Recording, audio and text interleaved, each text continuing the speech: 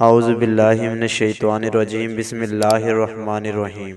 حضرت یوسف علیہ السلام کی بھائیوں سے ملاقات۔ ایک بار پھر سب بھائی مل کر مصر پہنچے۔ حضرت یوسف علیہ السلام سے گھر والوں کی بری حالت بیان کی اور کہا کہ ہم اپنے ساتھ بہت تھوڑا سامان لائے ہیں، مگر چاہتے ہیں کہ آپ پورا غلہ دے دیں۔ حضرت یوسف نے اپنے گھر کا یہ حال سنا تو بے تاب ہو گئے، ان سے رہا نہ گیا اور انہوں نے اپنے بھائیوں سے کہا، تم جانتے ہو کہ تم نے یوسف اور اس کے بھائی کے ساتھ کیا کیا ہے؟ بھائیوں نے نہایت تعجب اور حیرانی کے ساتھ پوچھا کہ کہیں آپ ہی تو یوسف نہیں؟ آپ نے فرمایا، ہاں میں ہی یوسف ہوں اور یہ میرا بھائی ہے۔ اللہ نے ہم پر بڑا احسان کیا۔ بے شک جو شخص نیک زندگی بسر کرتا ہے اور صبر سے کام لیتا ہے، اللہ اس کا بدلہ دیتا ہے۔ جب تمام بھائیوں کو یقین ہو گیا کہ جس کے دربار میں ہم اس وقت کھڑے ہیں ہمارے بھائی یوسف کا ہے، تو سب نے مل کر اپنے گناہوں کا اقرار کیا۔ آپ نے فرمایا، تم کوئی فکر نہ کرو، تم پر کوئی الزام نہیں ہے، اللہ تمام گناہوں کو معاف کرے گا، وہی سب سے زیادہ رحم کرنے والا ہے۔ جاؤ، میرا کرتا میرے باپ کے چہرے پر ڈال دو، ان کی بینائی لوٹ آئے گی، اور پھر سب کو یہاں لے آؤ۔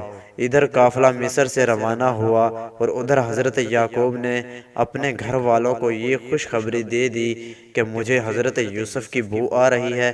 انہوں نے سنا تو کہا کہ تمہارے سر پر ایک ہی خبط سوار ہے۔ آخر قافلہ آ گیا۔ حضرت یوسف کا کرتا ان کے سامنے رکھ کر تمام حالات سنائے تو انہوں نے گھر والوں سے کہا، دیکھو میں نے تم سے نہیں کہا تھا؟ آخر سب بیٹوں نے مل کر آپ سے گناہوں کی معافی مانگی اور مصر کو چل دیے۔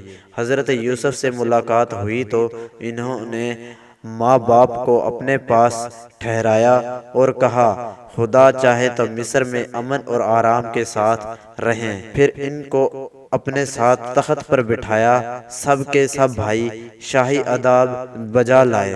آپ نے فرمایا، میرے خواب کی تعبیر ہے، اللہ نے اس کو سچ کر دکھایا۔ اس نے مجھ پر بڑا احسان کیا جو مجھے قید سے چھڑایا، اور شیطان نے جو فساد میرے اور میرے بھائیوں کے درمیان ڈال دیا تھا، آپ سب کو دیہات و بیاباں سے یہاں لے آیا۔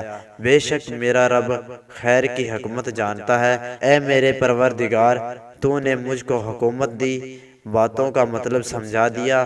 اے زمین و آسمان کو پیدا کرنے والے خدا، تو ہی دنیا اور آخرت میں میرا کام بنانے والا ہے۔ مجھے مسلمان ہی مارنا اور نیک بندوں کے ساتھ ملا دینا۔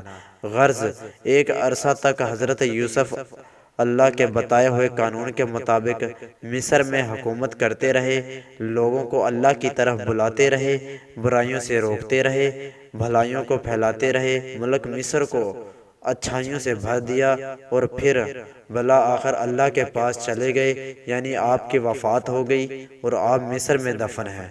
دیکھیے حضرت یوسف علیہ السلام کو بھائیوں کی وجہ سے کیسی کیسی تکلیفیں اٹھانی پڑی۔ اندھیرے کنویں میں رہے، غلام بنے، جیل خانہ میں رہے، لیکن جب یہ سب اللہ کی آزمائش پوری ہو گئی اور اللہ پاک نے ان کو مصر کا بادشاہ بنا دیا تو بھائیوں سے کوئی بدلہ نہیں لیا، بلکہ اللہ تعالیٰ سے ان کے گناہوں کی معافی کے لیے دعا کی اور خود بھی معاف کر دیا۔ بھائیوں کے ساتھ یہی کرنا چاہیے۔ قرآن مجید میں ایک دوسری جگہ ہے جس کا مطلب یہ ہے کہ اگر تمہارے ساتھ کوئی زیادتی کرے اور تم